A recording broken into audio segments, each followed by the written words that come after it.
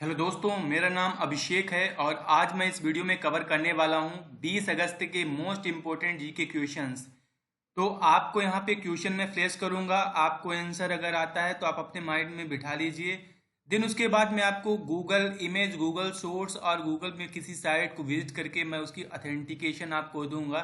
इससे आप अगर एग्जाम में जाएंगे फिर भी आप वहां पे आंसर नहीं भूलेंगे। एक बार अगर आप इस वीडियो को देख लेते हैं, समझ लेते हैं, तो आप आसानी से उसे रिकॉल कर पाएंगे। तो आपको करना क्या है, आपको सिर्फ ये वीडियो शुरू से लास्ट तक पूरी देखनी है एंड एनालाइज करना है।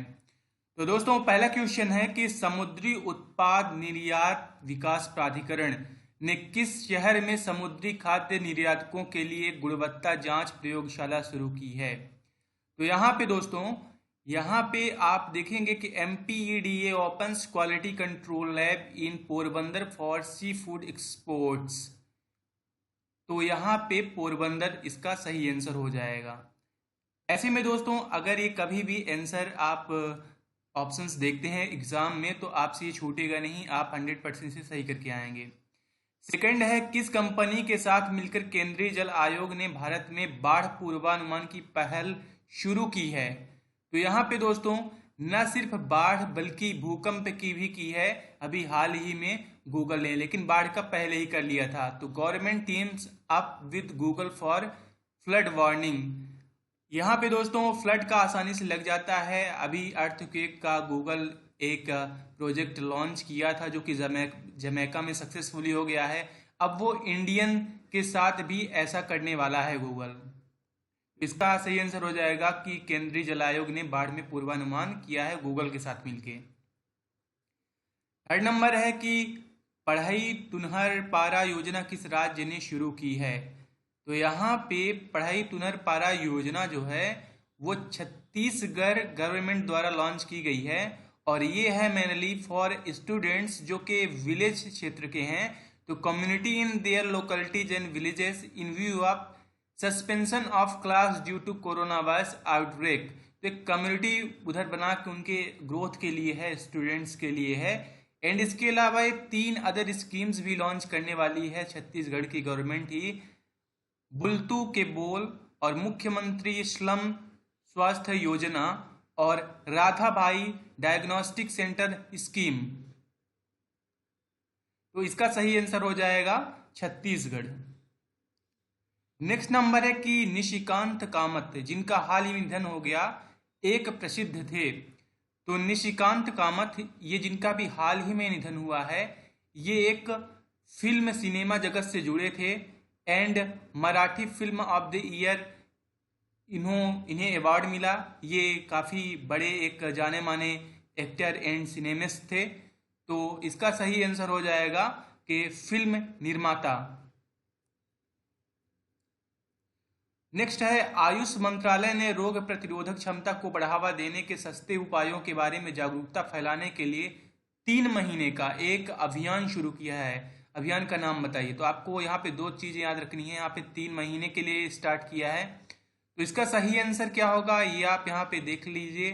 इसका सही आंसर है कि the ministry of Ayush launch 3 month campaign aimed at increasing awareness about affordable and easy practices that can be adopted for enhancing immunity and preventing any disease. The campaign called Ayush for Immunity ये launch हुआ through a webinar and गवाह किया गया almost 50,000 people इसमें add थे, ऐसा ministry ने बोला। तो इसका सही आंसर हो जाएगा आयुष फॉर इम्यूनिटी। नेक्स्ट है, भारतीय प्रतिभूति और विनिमय से बोर्ड सेबी ने किसे कार्यकारी निदेशक के रूप में नियुक्त किया है। तो जो नए एमडी बने हैं ऑफ सेबी वो कौन है। तो यहाँ पे सेबी की ऑफिशियल वेबसाइट है और यहाँ पे एक प्रेस रिलीज जारी किया गया है कि Shri GP Garg takes charge as executive director of SEBI. तो यहाँ पे जीपी गर्ग, तो ये जीपी गर्ग इसका सही आंसर हो जाएगा। दोस्तों, अगला क्वेश्चन है कि सीमा सुरक्षा बल बीएसएफ के नए महानिदेशक डायरेक्टर जनरल कौन बनाए गए हैं। तो दोस्तों, अभी राकेश अस्थाना अपॉइंट किए गए हैं बीएसएफ डीजी के रूप में। तो इसका सही आंसर हो जाएगा राकेश अस्थाना। नेक्स्ट क्वेश्चन है कि प्रसिद्ध शास्त्रीय गायक पंडित जसराज, जिनका हाल ही में निधन हो गया, इनकी 90 साल की उम्र में डेथ हो गई है, किस संगीत घराने से संबंधित थे? तो इनके जो घराना था तो वो था मेवाती घराना, और ये फाउंडेड बाई था उस्ताद गाजी नाजिर खान एंड उस्ताद वाहिद खान, जिसके लाइन एज में बाद में इन्होंने पंडित जसराज ने इसी लाइन को पकड़ा, इसे आगे बढ़ाया, मेवाती घराना। 9th क्वेश्चन है कि इंडियन प्रीमियर लीग आईपीएल 2020 के लिए टाइटल स्पॉन्सरशिप का अधिकार किस कंपनी को दिया गया है? तो टाइटल स्पॉन्सरशिप इस बार दिया गया है आईपीएल का, ये है ड्रीम 11 को। Get set for IPL 2020 with dream 11, ये एक चाइनीज बैकिंग कंपनी है। ये चाइनीज कंपनी है जो कि प्रोमिनेंट कर रही है इस बार आईपीएल को। यहाँ पे वीवो, आईपीएल, ड्रीम 11, ये दोनों, वीवो एंड ड्रीम 11 दोनों चाइनीज कंपनीज हैं। 10th है सत्यपाल मलिक को किस राज्य का नया राज्यपाल नियुक्त किया गया है? सत्यपाल मलिक वही हैं जो कि J&K में 370 धारा के हटने के समय वहाँ के राज्यपाल थे, इसलिए काफ़ी इंपॉर्टेंट क्वेश्चन है। तो इस समय पे ये गवर्नर हैं मेघालय के, सिंस 2020 अभी इन्होंने मेघालय के गवर्नर का चार्ज लिया है। नेक्स्ट क्वेश्चन है कि किस देश ने हाल ही में कोरोना का नया स्ट्रेन DG614G पाया है? तो यह भी पाया है मलेशियन मीडिया ने, मलेशियन मिनिस्ट्री ने इसे अनाउंस किया है कि D614G एक म्यूटेशन ऑफ SARS-CoV-2 वायरस एक कॉज हुआ है कोविड-19 का। इसका सही आंसर होगा मलेशिया। नेक्स्ट है कौन सी चीनी स्मार्टफोन प्रमुख भारत में बच्चों की ऑनलाइन शिक्षा का समर्थन करने के लिए 2 करोड़ रुपए के 2500 हैंडसेट वितरित करेगी? तो इसमें दोस्तों ये जितनी कंपनीज हैं ये सारी की सारी चाइनीज बैक्ड ही कंपनीज हैं, चाइनीज कंपनीज हैं, जिनमें से Xiaomi ने, इसे Xiaomi आप बोल सकते हैं, Xiaomi बोल सकते हैं, launches MI for India initiative to distribute 2500 phones to कोविड-19 अफेक्टेड चिल्ड्रन। तो इसका सही आंसर हो जाएगा Xiaomi। नेक्स्ट नंबर है दोस्तों कि सरकार ने कोझिकोड विमान दुर्घटना की जांच के लिए किसकी अध्यक्षता में 5 सदस्यीय पैनल का गठन किया है? ये 7 अगस्त की एक दुखद घटना है, जबकि दुबई से आ रही एक एयर क्रैश हो जाती है एयरक्राफ्ट, और इसकी जांच के लिए अब कैप्टन S.H. चहर, एक farmer DGCA designated examiner for pilots हैं, इन्होंने अब जांच के लिए इसका लीड रोल निभाने के लिए इनको सौंपा गया है। इसका सही आंसर हो जाएगा S.S. चहर।